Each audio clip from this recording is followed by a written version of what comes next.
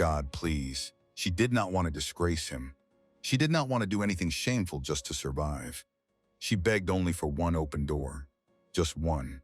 Because she was running out of doors to knock on. From that same day, the man told Kezia she was his woman. He told her the house was hers. She thanked him quietly and promised she would not disappoint him. She did not yet understand what she had agreed to.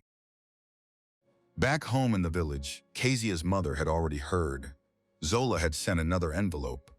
500,000 naira. Thick, solid. The kind of money that made the neighbors talk at the borehole. And there sat Kezia, her own flesh and blood, a young woman doing absolutely nothing. Her mother's voice cut through the small room like a blade that had been sharpened for years. She called her lazy. She said it slowly. The way you say something you have believed for a long time.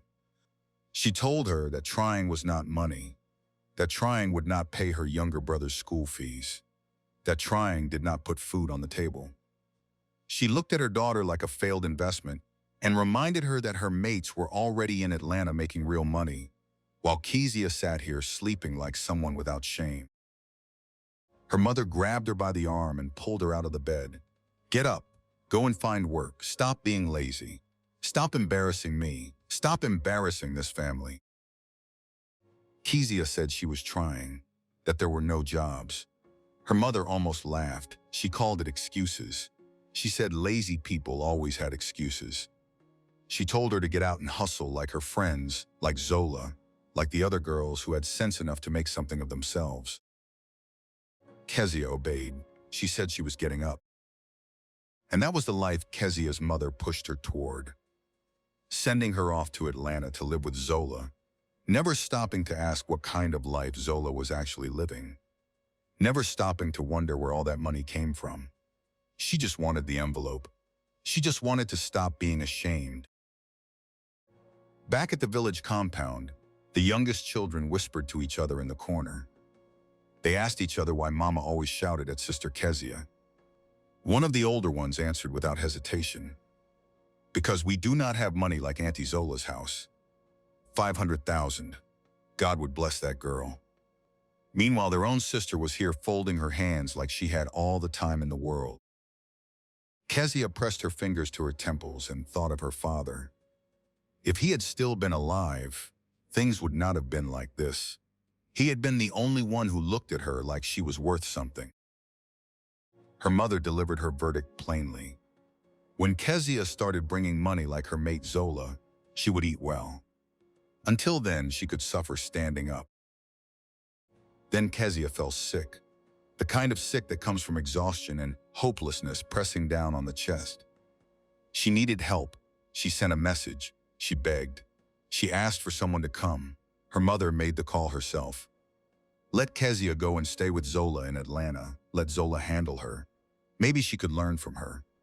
Maybe she could finally do something with her life. Because clearly doing nothing here was all she was good for. Zola's mother answered carefully. Her daughter was very busy, she said, but let her see what she could do. Thank you. Thank you so much. And so Kezia was told she would go. Her mother's final words stood at the door behind her like a warning. Do not disgrace me. Make sure you come back with something. Do not come back here empty-handed, because I cannot take this anymore. Kezia, I cannot keep looking at you like this. Yes, Mama, thank you. Do not come back empty-handed, her mother said one more time, as though once was not enough. Atlanta was so alive. The sounds hit her before anything else. Horns, voices, music from storefronts, the smell of food frying and exhaust fumes all mixed together. So much energy, but it was overwhelming in a way she had not prepared for. Kezia held her small woven bag tight against her chest and whispered to herself that she hoped she could handle this. Zola's place was beautiful. The kind of beautiful that made you feel small just standing in the doorway. Marble floors, leather furniture, curtains that touched the ceiling, a television bigger than the wall in her mother's house. Kezia could not believe she was actually there. She exhaled slowly and took it all in. Zola laughed at her reaction. She said that was nothing. She told Kezia to wait until she saw how they really lived there. She gave her a tour the way someone gives a tour when they want you to know exactly how far ahead of you they are. She showed her to a small room at the back, a mattress, a chair, a window that looked into the wall of the next building. "Relax first," she said. "Rest. We will talk business tomorrow." Kezia thanked her over and over. She'd promised she would not be a burden. Zola waved her off. She told her not to worry, but her eyes were already somewhere else. That night, things shifted. A man arrived. He was older, well-dressed, and the way he looked at Zola made Kezia's stomach tighten immediately. He told her she looked radiant tonight. He said her smile lit up the room. Zola smiled back and let his words pull her in like warm water. She became someone different in front of him, softer, brighter, performed. Kezia stood in the background and watched and felt something inside her grow very still and very cold. "So what exactly do you do, Zola, for work?" She watched the rest of that evening from the edge of the room. When the man finally left and the door clicked shut, Kezia turned to her old friend. "That man tonight, is that how you get your money?" Zola's face changed. She told her not to be like that. This was Atlanta. Everybody was hustling one way or another. The city did not reward the righteous, it rewarded the bold. She said it like she had practiced it, like she had told herself the same thing every morning until she believed it. "Not like this," Kezia said quietly. "I cannot do this." "So what is the plan now?" Zola asked, her voice going flat. "You said you do not want my kind of hustle. Fine. Let us see what a girl with no money, no connections, and no degree does in this city. Let us see how far righteousness takes you here." Kezia said she would find a proper job. She had her qualifications, she had her hands, she had her willingness to work. Atlanta did not wait for anybody, but she was going to try. "I have to find a job today. This one looks promising. I will not give up. I hope they call me soon. This could change everything. I have to stay strong for my family. I cannot go back home the same way I left." But the first door she walked through closed before she had finished speaking. "I am sorry. We need someone with a degree for this role. You do not qualify." "I understand," Kezia said carefully. "Thank you for your time." She walked back out into the street. The sun was still high. She still had the whole day. She kept going. The second office, the third, the fourth, the same answer given different ways. Sometimes with a tired smile, sometimes without even looking up from the desk. "You do not have a degree. You do not have the right experience. We already filled the position. Try somewhere else." That evening, Kezia came home with nothing but sore feet and a quieter spirit. "Any luck today?" Zola asked from the sofa where she was scrolling her phone, her legs crossed, her expression already suggesting she knew the answer. "Not yet, but I will keep trying." Zola looked at her the way you look at someone you have already given up on. "I told you Atlanta is not easy. Think about what I said. My offer still stands." That night, Kezia pressed her knees to the bare floor beside the mattress. "God, please do not let me fall into that kind of life. I know I have very little. I know it looks like nothing is working. But please, just give me one chance to do this the right way. I did not come all this way to lose my soul." Days passed. She tried again and again. She searched online. She walked into shops. She called numbers from flyers peeled off of poles. Nothing. One morning she turned to Zola before she could lose her nerve. "Mery, since I do not have a job yet, can I at least clean for you?" She would take even a small amount. Just enough to send something home. Zola looked up from her coffee slowly. "Pay you for what?" She let the question sit in the air. "I do not have money to be paying somebody inside my own house. This is not a charity. Face your own hustle. I gave you a roof. That is already more than most people would do." Kezia called home that evening. "Mama, I have not gotten a job yet, but I am trying. I promise I am trying." Trying. Her mother almost spat the word back at her. "Trying is not money, Kezia. Zola sent 500,000 again yesterday. 500,000, and you are there trying. You have been trying since you left. When does the trying turn into something I can hold in my hand? Kezia closed her eyes. Yes, Mama, I am sorry. Her mother hung up without saying goodbye. Then one afternoon, walking a stretch of road she had already walked 3 times that week, her eyes caught a small paper notice pinned to a community board between a barber shop and a phone repair stall. Cleaner needed. Good pay. She stopped. Read it twice. Her heart did something small and careful. This is the one. I can do this. At least this I can do. She called the number. She arrived on time. The woman at the door looked her up and down the way you inspect something before deciding whether it is worth your money. You are 1 minute late.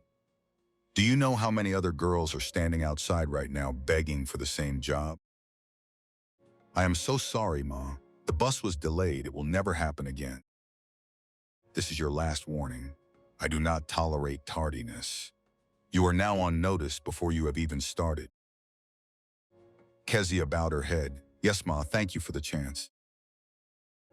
She took the job.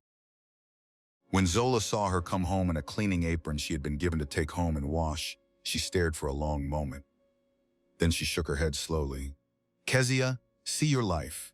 You left the village to become a cleaner in someone else's house. God have mercy. Kezia looked at her steadily. At least it is honest work, Mery. Zola laughed, not a warm laugh, the kind that is meant to sting. Honest. She repeated the word like it was something naive. Honest, okay. Let us see how far honest takes you. Kezia turned and walked to her room. She sat on the mattress and breathed. God, if this is from you, let it be real. If not, protect my heart. It is hard. I am tired, but it is better than shame, and I would rather be tired and clean than rested and lost. She called home to tell her mother. The silence on the other end lasted too long. Then her mother's voice came through low and wounded. Cleaning? I sent you to Atlanta to clean people's houses? I am here borrowing from neighbors, and this is what you bring me. Zola sending millions and you are telling me cleaning? Mama, I will manage. I will send something soon. Don't call me with cleaning money, her mother said, and hung up again. Weeks moved through her like slow water. The cleaning job ended after the family relocated. Zola's patience ended the same week. She sat Kezia down one evening with the kind of calm that is actually colder than anger.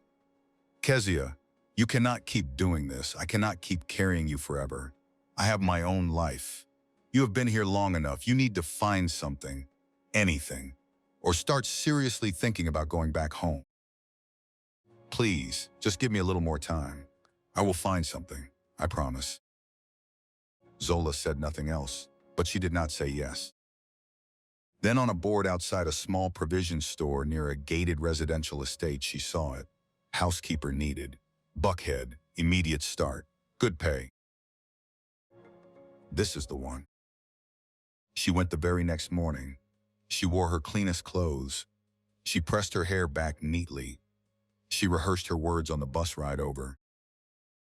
Good morning, Ma. My name is Kezia. I am very hardworking and I am honest. I will take good care of your home. The woman at the gate looked at her from top to bottom. She had the eyes of someone who had hired and fired many girls before. Fine, she said finally. Start tomorrow morning. Do not be late. Thank you, Ma. You will not regret this. She did not know yet that this house held its own kind of danger. The kind that wears a smile. Good. You are on time today, the woman said the next morning. Start with the upstairs rooms first. Want those done before my husband comes down for breakfast. Yes, Ma, right away. She worked quickly and carefully. She polished the glass shelves. She straightened the framed photographs. Such beautiful smiles, she thought, looking at the faces behind the glass. All right, next shelf. She was dusting in the hallway when the son appeared. He was perhaps 25.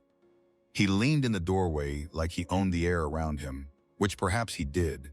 He watched her work with the kind of attention she did not ask for. You are always so quiet. Why do you not have a smile for me? I am just trying to finish my work, sir. Always so serious. Come on, let me see you smile. She kept her eyes on the shelf and kept her hands moving. Let me finish my work, sir. He stepped forward, he reached out. He grabbed her wrist. She spun around. Stop, get away from me. His eyes went wide with performed innocence. I was just talking to you. Why are you shouting? I barely touched you. You grabbed me. Do not touch me again. He raised his hands and stepped back slowly, that infuriating half-smile still on his face. Calm down. I was not going to hurt you. You are overreacting. Leave. Get out of this hallway. Fine, I am going, he said. But the smile did not leave his face, as though her panic was something small and amusing. His mother came out of a room down the hall. Her heels clicked on the tile. What happened here? Why did I hear screaming? Kezia's hands were still trembling. Ma, your son grabbed my hand. I was just cleaning and he touched me without my permission. The son did not miss a beat. Mommy, this girl has been disturbing me since I came downstairs. I was just walking past and she started shouting at me for absolutely no reason. His mother looked at Kezia, then at her son. The math she did in her mind took less than 2 seconds. That is not what happened, Ma. He grabbed my arm. I was just standing in the hallway doing my job. I was just in my own house, the son said, with the ease of someone who had done this before. In my own house. And this is what I get. His mother's face went hard. How dare you raise your voice at my son in my own home? You will learn your place very quickly. Ma, please. I did not mean any disrespect. I am telling you the truth. You people from the village think you can just come into people's homes and start trouble whenever it suits you. Get out of my sight before I say something worse. Ma, please. I did not do anything wrong. I just want to explain. I said, get out. The woman grabbed her arm and began pulling her toward the stairs. Ma, please, you are hurting me. Do not ever let me see your face in this house again. Collect your cleaning cloth and go. Go back to wherever you came from. Kezia was back on the street before noon. She stood outside the gate and stared at the road for a moment, the sun hot on top of her head. When she walked into Zola's apartment that afternoon, Zola looked at her from across the room and sighed the way people sigh when they are done being surprised by you. So that job did not work out either. She set down her phone. Kezia, you cannot keep failing like this. I do not know what you want me to say to you anymore. Maybe some people just are not meant for this city. I will find another one tomorrow, Kezia said. I will not give up. Zola shrugged, as though giving up would have been the sensible thing. She found another posting 3 days later. Another house, another estate, another long bus ride. You come highly recommended, the woman told her at the door. I expect thorough and detailed work here. My husband is particular about cleanliness. Very particular. Yes, Ma, I will not disappoint you. She started that afternoon. The house was larger than the last. The work was harder, but she moved through it with quiet efficiency, polishing, arranging, restoring order wherever she found mess. The husband appeared on the second day. He watched her from the doorway while she ironed. He said nothing for a moment. Then he said, "You have such gentle hands. My wife could learn a thing or two from you." I am sure Madam does her best too, sir. She did not look up. No, genuinely, you have a real talent. I can see it. Thank you, sir. She kept her eyes on the iron. He came by again the day after, and the day after that. He always found a reason to be in whatever room she was in. Always with a compliment. Always watching her just a little too long. 2 weeks into the job, he appeared while she was arranging a shelf in the study. He had something in his hand, a small box wrapped neatly. He held it out to her. "I got you something small," he said. "You work so hard. You deserve to be appreciated." Kezia looked at the box and then at him. No, sir, thank you. But I cannot accept that. Please let me continue my work. She turned away. He left. But the wife had been watching from the hallway.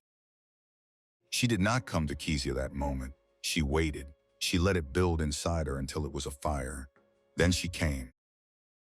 You have been here 2 weeks now. My husband seems to appreciate your work a great deal. I just try to do my job well, Ma. I saw him trying to give you a gift. What is going on between you two? Nothing is going on, Ma. I swear to you. Nothing? She stepped closer. I have been watching. I have seen the way he looks at you when he thinks I am not there. This ends today. You are overreacting, the husband said from the doorway, having heard everything. It was just a small gift for a hard-working employee. That is all. A gift. The wife turned to him. Do not stand there and tell me I am imagining things. I am not a fool. Stay away from her. Then she turned back to Kezia. You, get out. Get your things and get out of my house right now. And do not think about asking for payment, because you will not get a single coin from me. Madam, please. I did not do anything. He gave me the gift. I refused it. I swear I refused it right in front of him. Please just ask him. Liar. You have been trying to seduce my husband under my own roof from the first day you walked through that door. He cannot even look at me the same way anymore. You ruined it. You ruined it the moment you stepped into this house, you shameless girl. Madam, please at least pay me for the days I have already worked. I did nothing wrong. I have a family to feed. Get out. Get out now before I call someone to remove you. Kezia walked out with nothing, no pay, no reference, not even an apology. She found a bench in the park that afternoon and sat there because she did not know where else to go. She could not go back to Zola empty again. She could not call her mother. She could not cry on a bus. So she sat there in the afternoon light and let the park hold her. God, she said quietly, talking to the sky above the trees. Thank you for my beauty. But is it my beauty that is causing me all this trouble? In the first house, I was thrown out. In the second house, I was thrown out too. I did everything right. I refused every wrong thing, and I still lost. God, these people pay good money. If I had not been cheated of what they owed me, I would have had enough to send back home. Instead, I have nothing again. And Mama calls me every night crying. She says there is no food. She says my younger ones are hungry. She says I am useless. God, how do I do this? How do I keep going? A voice came from beside her. My dear, are you all right? She looked up. An older woman stood there, a small beaded handbag over one arm, looking at her with eyes that had clearly seen a great many tears in their time and were not frightened by any of them. I am just so overwhelmed, Kezia said. She could not stop the words from coming out. But God was already at work, setting something in motion before Kezia had even finished her prayer. Why are you crying, young girl? The old woman asked, sitting gently on the other end of the bench. Nothing, Ma. I am just admiring the view. The old woman studied her face for a long, quiet moment. The view is lovely, she said finally, but your tears tell a different story. I have been around long enough to know the difference between a person admiring and a person hurting. It has just been a hard day, Ma. I am fine, really. No, my dear. You cannot sit here letting tears fall down your face and tell me it is admiration. I have seen many kinds of eyes in my lifetime. Yours are eyes of pain, not wonder. Something is broken inside you today, maybe many things, and you are sitting here alone trying to carry it all by yourself. Maybe I am just crying about life. Then let it out, child. I am here. I am not going anywhere for a few minutes, and I am a good listener. Life has not been fair, you say. I can see that just by looking at you. But I can also see something else. You carry yourself like a very responsible and proud young woman. Not proud in a bad way. I mean, dignity. You still have your dignity even now, sitting here with tears on your face. That is not nothing. That is actually everything. Thank you, Ma. That means a lot. You have a strength in you. Hold on to it. Do not let this city take it from you. I like seeing that smile on your face, she added, as a small, tired smile escaped Kezia in spite of everything. Have you eaten today? Yes, Ma, I have. I am not hungry. Good, but you need something. The old woman reached into her small beaded bag and produced a bottle of water and a bar of dark chocolate. She held them out to Kezia. Oh, Ma, no, please, I am fine. Just take it, child. Let someone give you something today without you having to argue about it. Kezia took them slowly. Thank you, Ma, this is so kind. You did not have to. You are welcome, my dear. She smoothed her wrapper and smiled. Now listen, this is my card. If you ever need anything at all, you call me, you hear? I will be traveling to London in 1 week's time, so you better hurry and call me before then. Do not wait. I will, I promise. Good. And here, take this second one as well, just in case. I always give two. She pressed both cards into Kezia's palm and closed her fingers around them gently. I must go now, my dear. Safe journey, Ma. God bless you. The old woman rose and walked slowly toward the park gate. She was almost there when she turned back. Child, you left your bag here. No, Ma, Kezia called back. She held up her own bag. I have mine. She watched the old woman look down at the bench where she had been sitting. There it was, her own beaded bag, sitting on the bench between them. Oh, your bag, Ma. Wait, your handbag. She ran over. She picked it up and pressed it into the old woman's hands, and then she noticed the wallet had slipped out and was lying beside it on the ground. She picked that up too. You left your wallet as well, Ma. Oh, my dear, thank you. Here you are. God bless you, my child. The old woman stopped walking. She turned around completely this time. She looked at Kezia with a long and measuring expression. It is obvious that I left my bag this morning, and yet you ran after me to give it back. I do not understand what you mean by that, Ma. I left it intentionally. I was testing you. Kezia frowned. That is not nice, Ma. Why would you test me? Why do you think I am a bad person? No, my dear. I know you are a good person. I wanted to prove beyond any doubt that you are. And it felt like God arranged this meeting, like He placed you on that bench just so I could find you. Ma, please. I cannot accept anything else from you. You have already been too kind. God has been listening, child, even when you thought no one could hear you. She reached into her bag and produced a thick envelope. She pressed it into Kezia's hands. That is 500,000 naira. Remember, call me before I leave for London. Do not wait. Kezia looked down at the envelope in her hands. She could not speak for a moment. Thank you, Ma. God bless you. I do not even know how to explain this. There is nothing to explain, He knows. Go well, my dear. Kezia walked home with lighter feet than she had felt in months. She stopped at the market on the way. She bought fresh ingredients. She cooked for the first time in a long time with something resembling joy. The kitchen smelled like something good was finally happening. Zola came home and stopped in the doorway. She looked at the food. She looked at Kezia. Kezia, where did you get money to cook all of this? It is a long story. Tell me. Kezia hesitated for just one moment, and then she told her, the park bench, the old woman, the test with the bag, the money. She even pulled out the business card. The biggest mistake she ever made in Atlanta was trusting Zola with that story. Because that night, while Kezia slept on her narrow mattress in the back room, Zola sat on the leather sofa in the dim living room and looked at the card she had slipped from Kezia's bag while she was washing the dishes. She turned it over in her fingers slowly. She thought about throwing it away. She thought about destroying it. She thought about pretending it had never existed. And then she thought about what the old woman had been wearing, the quality of that beaded bag. the envelope that had been thick enough to hold 500,000, and she thought about what else that old woman might have. She typed the number into her own phone. She pressed call. The phone rang twice. Hello, is this the number for Kezia? Yes, who is calling?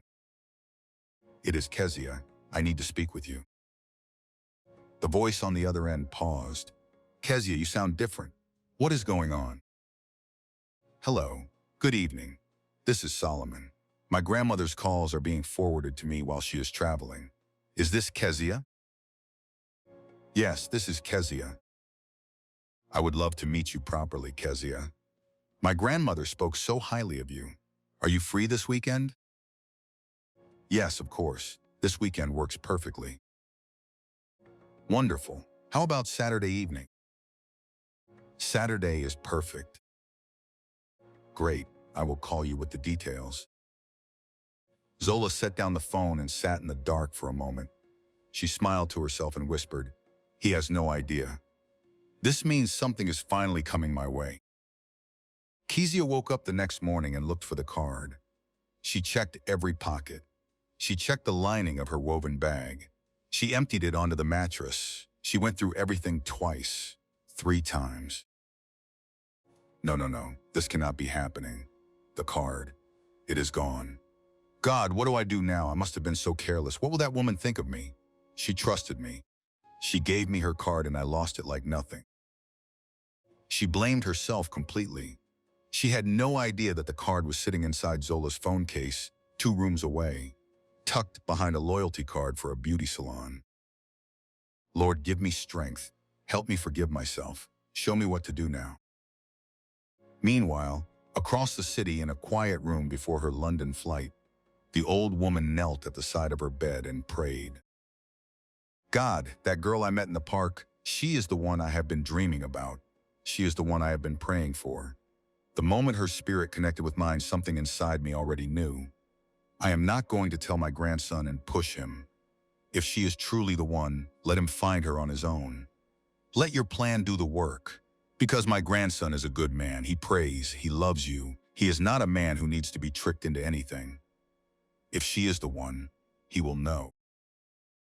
Grandma, are you ready? Solomon called from the hallway. I am here to take you to the airport. Yes, my dear. Sit with me for just one moment. I want to tell you something before we go. Of course. What is it? No matter how far you travel, family is always home. She looked at him steadily. Solomon, I met a girl in the park recently. Something about her spirit struck me deeply. The kind of thing you cannot explain with ordinary words. Another one of your park encounters, Grandma?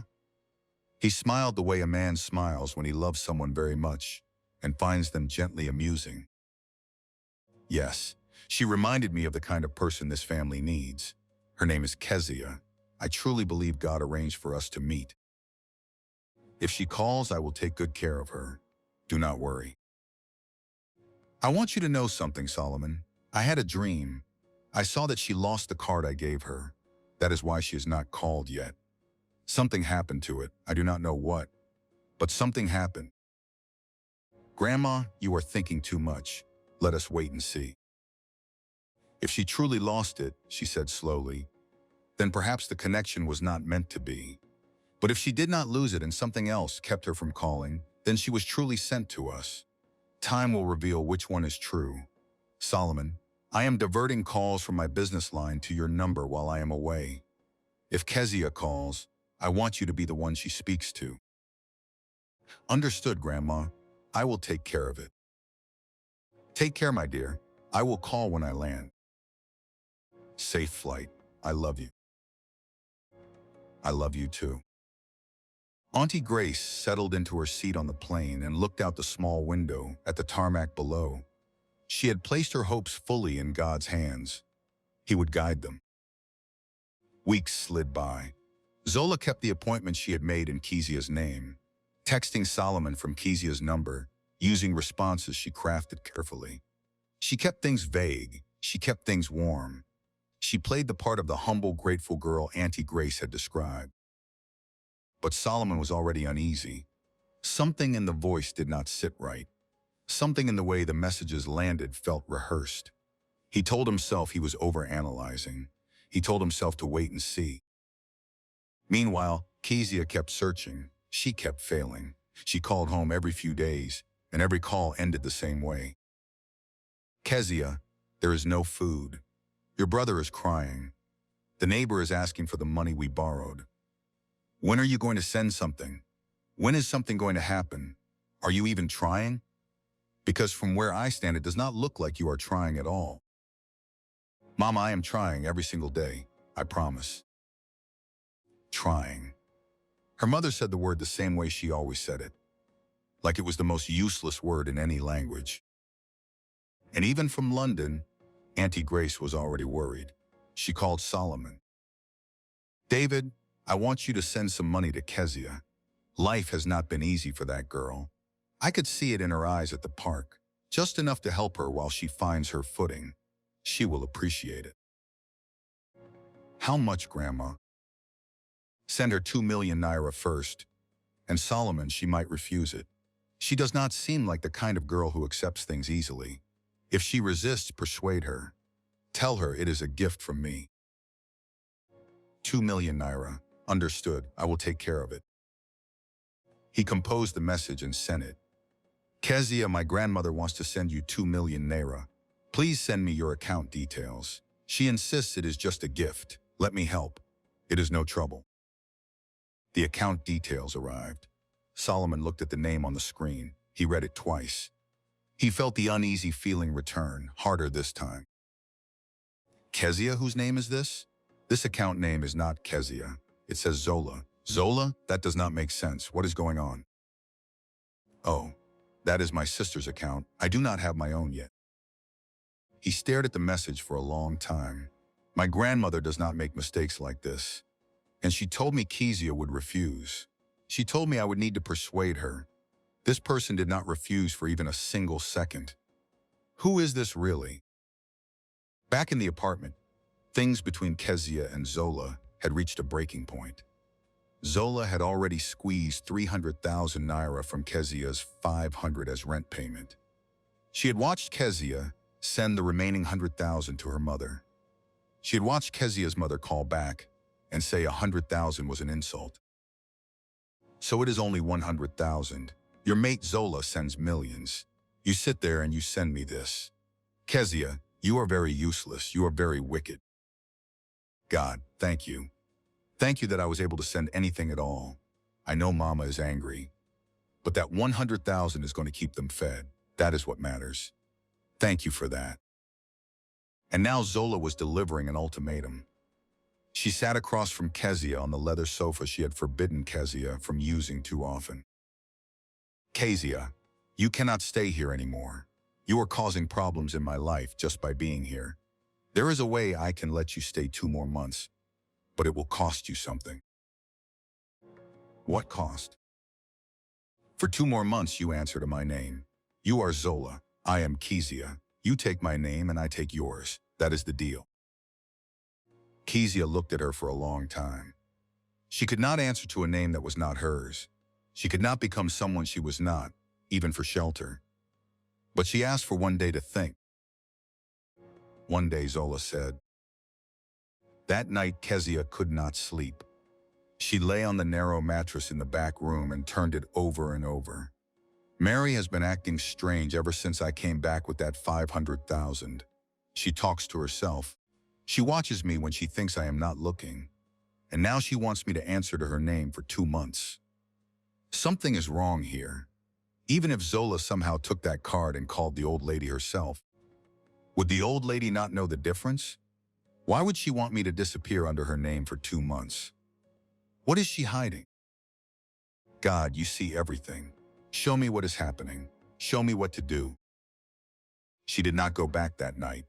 She slept on a bench inside the church where she cleaned, wrapped in her own jacket, praying through the dark until morning came through the stained glass windows in quiet bars of amber and red. The pastor found her there before dawn. He sat at the end of the pew and asked no questions. He just said, I wish you all the best, my daughter. I pray God shows you the truth very soon. She had been sweeping the church floors for 3 weeks by then. It was the only stable thing in her life. The only place that felt like it was not trying to take something from her. And one morning on the street outside the church, still in her cleaning apron, carrying her broom, she walked past a man and a woman who were gossiping on the steps of the building next door. "Look at her," one of them said to the other, not even lowering her voice. "Village girl. She came all the way to Atlanta to sweep church floors. Did you see her? She was scrubbing the entrance like a housemaid at her age." The other one laughed. "Some people just know their level. Church cleaner. That is where God put her, I suppose." Kezia heard every word.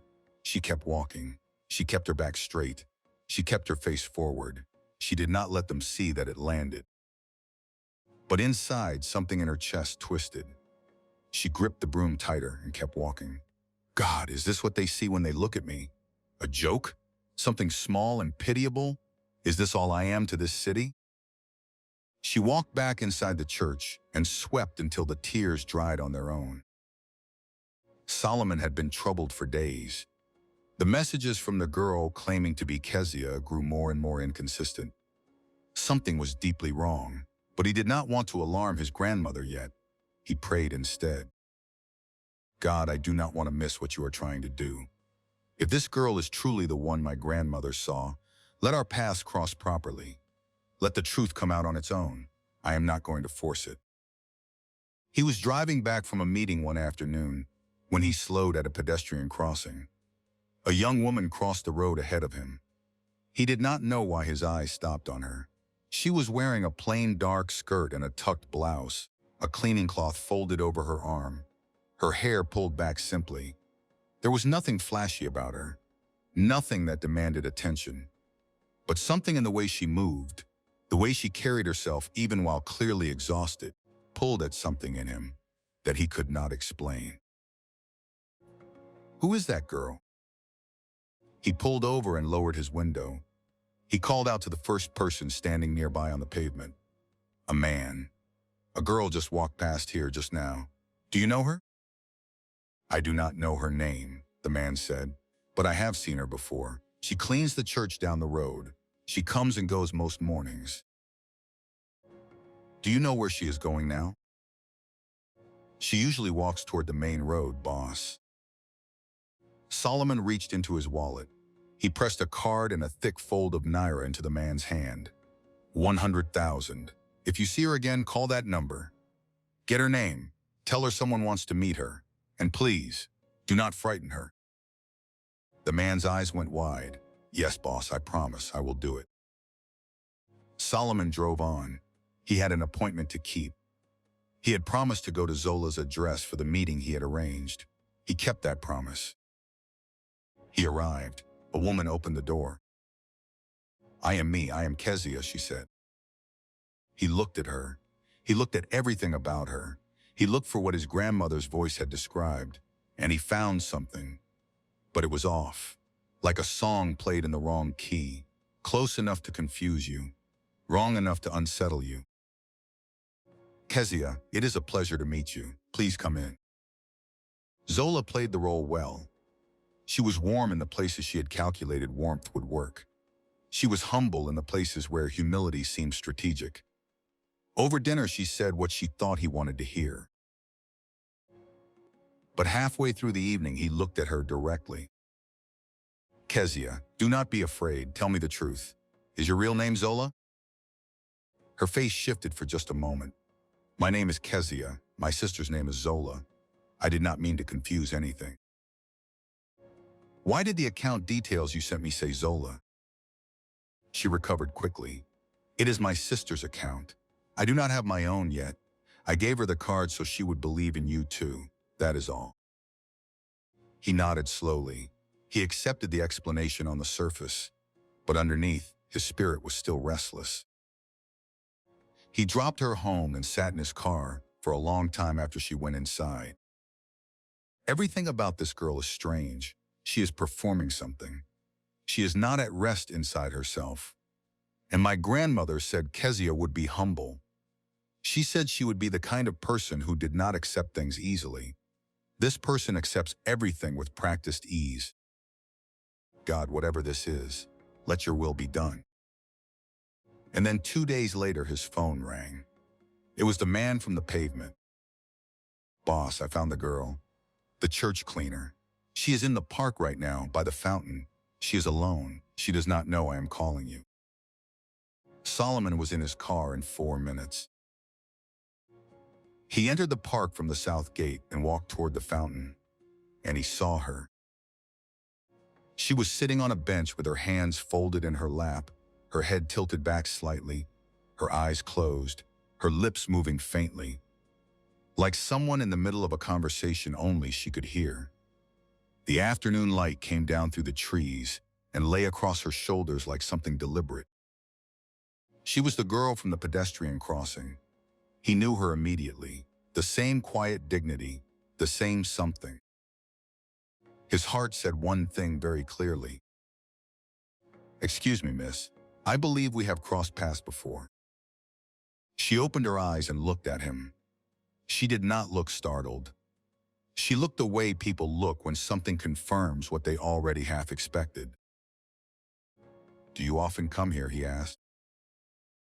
"This is actually my first time," she said. "I just needed somewhere to breathe." He sat at the other end of the bench. "This park always makes me think of my grandmother," he said. "She used to come here when she wanted to think. She always said this place brings clarity." Kezia looked at him. "That is a strange thing to say to a stranger." He smiled. "I suppose it is. What is your name?" She paused, a long pause. Something crossed her face. "I am Kezia. And you?" "Solomon, it is truly a pleasure to meet you." Then he watched her expression change. She looked down at her hands. She looked back up at him, and she said quietly, "My name is Zola. It is a long story. I cannot really explain." He studied her carefully. "You must be very confused to see a simple question as a long story you cannot explain." She looked at him for a moment. "What is your real name?" "Kezia, please," she said. "I just want to know the truth." "It is not that simple. Please do not ask me my real name right now." "Why not?" "It is complicated. Please trust me." "Just tell me, is your name Kezia?" "Why does it matter?" "It matters to me. My grandmother gave someone named Kezia her card, and I have a feeling I am finally looking at the right person." She went still. "It is complicated," she said finally, "because I was told to say my name is Zola." "Okay," he was quiet for a moment. "When you are ready to talk, I will be here." "Thank you," she said softly. "I appreciate that." They walked through the park together. The late afternoon light moved slowly across everything. For a while, neither of them spoke about anything important.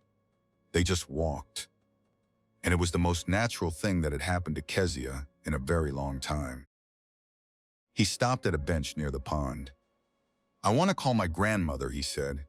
"I want her to speak to you. I think she would recognize your voice." "Really?" Kezia's breath caught. "She will love you. Just one moment. I left my phone in the car. I will be right back." He walked back toward the car park. Kezia sat alone and the thoughts came all at once. He is connected to Auntie Grace. This is the grandson, the one she mentioned. If he calls her right now, everything will come out. Zola will be exposed. And Kezia will not be there to explain her own story herself. Zola will already have poisoned everything.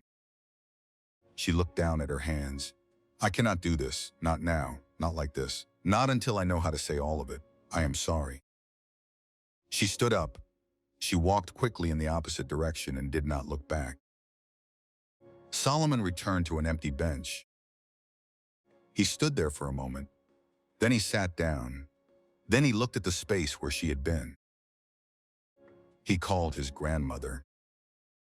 "Grandma, I think the girl I have been talking to all this time is not the real Kezia, and I think I just found the real one, but she walked away from me." "Tell me everything," his grandmother said. He told her all of it, the inconsistent messages, the account name, the dinner that felt performed, the girl in the park who knew his grandmother's name before he said it, and then disappeared the moment things became too real. Annie Grace was quiet for a moment. She is afraid, Solomon. She has been through something that made her afraid to be found. Go back to the park. Ask the people there. She cannot have gone far. That same evening, something fell from a pocket. As Solomon stood up from another bench near the park exit, he looked down. It was his grandmother's business card, the one he always carried as a copy. He had dropped it. A young woman nearby picked it up and looked at it. She held it out to him. He took it and turned it over slowly. He looked at the card. He looked at the young woman. He felt the air change. He looked at the address where he had just been. He texted the number he had been messaging. He waited. He looked at the card again. And then he made a different call entirely. The next morning, Kezia arrived at the church early. She swept the entrance in the first light. She polished the wooden pews. She replaced the flowers on the altar. The stained glass cast its colors across the floor, and she moved through them quietly, grateful and lost at the same time. She pulled out her phone, a message from a number she did not recognize. It said only this: Kezia, I know you are the one my grandmother met at the park. I know your name is not Zola. I know what has been happening. I am not angry. I just want to meet you properly. Please call me Solomon. She sat down in the front pew and read it 3 times. Then she dropped her head into her hands and let herself cry. Not from grief this time, from relief so sharp it felt almost like pain. She called him back. They agreed to meet that Saturday, not at Zola's apartment, at the park, where it had started. She wore the same modest dress she had worn the day she met Auntie Grace. She arrived early and sat on the bench where she had first been sitting when the old woman appeared. She folded her hands and prayed. When Solomon arrived, he sat down across from her. No food this time, no restaurant, just the park and the late afternoon light. He looked at her for a moment. She looked back. Tell me everything, he said, from the very beginning. I will not interrupt. I will not judge. I just want the truth. So she told him. All of it. The village, her mother's voice, Atlanta and Zola's apartment, the cleaning jobs and the doors that closed in her face, the bench and the old woman and the envelope, the card that disappeared, the church, the cleaning apron and the strangers on the steps who laughed and said she knew her level. She told him about the name swap Zola had demanded, about the rain outside the locked door, about sweeping in the dark by herself, about the people who saw a girl with a broom and decided that was all she was. She told him she had run from him in the park because she was afraid that even if she told the truth, no one would believe her, because no one had believed her before. The employer whose son grabbed her, the wife who called her a seducer, her own mother who called her useless, the neighbors who laughed at the sight of a church cleaner. Solomon listened to all of it. He did not look away once. When she was done, he was quiet for a moment. Then he said, "My grandmother was right about you." He reached into his jacket and took out his grandmother's business card. He placed it on the bench between them. Auntie Grace always gives 2 copies. She told me she gave you 2. She had a feeling something would happen to them. She said she knew you had not lost them carelessly. Kezia stared at the card. She called me, he said, from London this morning. She said she was certain now. She said she wanted to speak to you herself. He held out his phone. His grandmother was already on the line. "My dear," the old woman's voice came through. "I told you to call me." Kezia covered her mouth with one hand. "Ma, I am so sorry. I thought I lost your card. I searched everywhere. I am so sorry." "I know, child. I know. It was not your fault, and you did not need the card. God always had another way of bringing you to where you needed to be. Do you understand me? Every closed door, every insult, every person who laughed at you and called you a cleaner, every night you swept that church floor alone, none of it was wasted. God was building something in you. Kezia could not speak for a moment. Are you there, my dear? Yes, Ma, I am here. Good. Rest now. Let Solomon take care of things from here. I will see you when I return.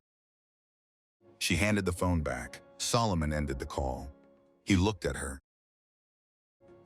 There is something I need to show you, he said. He drove her to a road she had walked many times during her job-searching months. A long residential road lined with tall walls and gates and mature trees. He drove slowly. Most of these gates belong to properties my family developed. Over the years, he said without drama, we have held them for a long time. This road and the 4 streets around it. My grandmother is the one who built the foundation. I just manage it now. Kezia looked out the window. She looked at gate after gate. She thought about all the buses she had ridden down this road, hoping someone inside one of these walls would hire her. She thought about the woman who had grabbed her arm and thrown her out. She thought about the wife who had called her shameless. She thought about the notice board outside the church, with the handwritten paper, offering good pay for honest work. Are you serious? She said finally. He was. He was completely serious. That evening, she called her mother with news that was not about money this time. It was about a man named Solomon and a woman named Auntie Grace, and a card that had been stolen and found, and a life that had been taken apart and put back together in a shape she had not expected. Her mother went quiet for a long time. Kezia, she said finally, is this real? It is real, Mama. Another silence. Her mother said nothing for a moment that stretched and stretched. And then, very quietly, she said something she had almost never said. I am sorry, my daughter. I am sorry for how I spoke to you. I was afraid. I was not looking at you. I was only looking at what I did not have. But I am looking at you now. Kezia held the phone against her chest and breathed. As for Zola, her web of deception came apart, the way these things always do, slowly and then all at once.